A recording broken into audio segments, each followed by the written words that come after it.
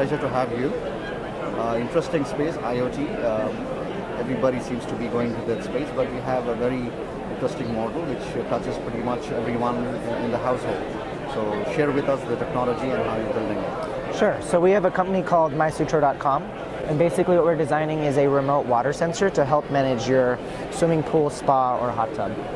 The way that it works is you drop this device into your swimming pool or spa.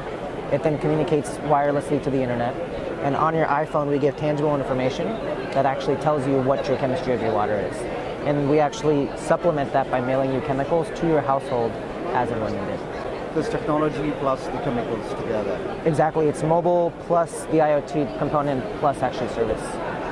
It would be interesting for others to learn the model when you're building it. Was it more on chemical based or technology came later, or was technology based then you have the chemical portion to it? So it's actually started all from the technology.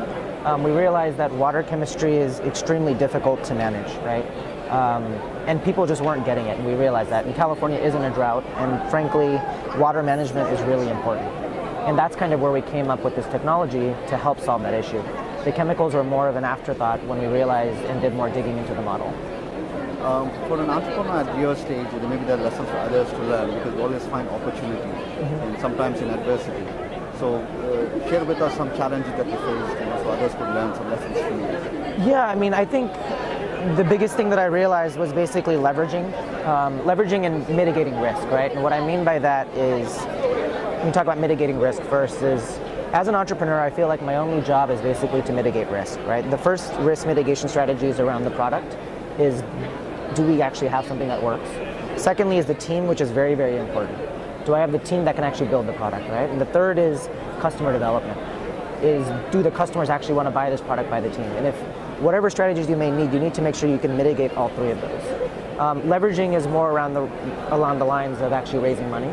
And the hardest thing was going to a friends and family, to your dad, to your uncle, and asking them for that first $5,000 check. I think as an entrepreneur, if you can do that, you can basically raise money from any of the VCs after, because you've done the hardest part first. You always say get customer traction. How was that in your case? Was it easier for you? Well, we've actually pivoted close to 12 times, and I think customers will really relay what the business model is. And so we do, I personally probably talk to all of my customers right now. I answer all of the customer emails.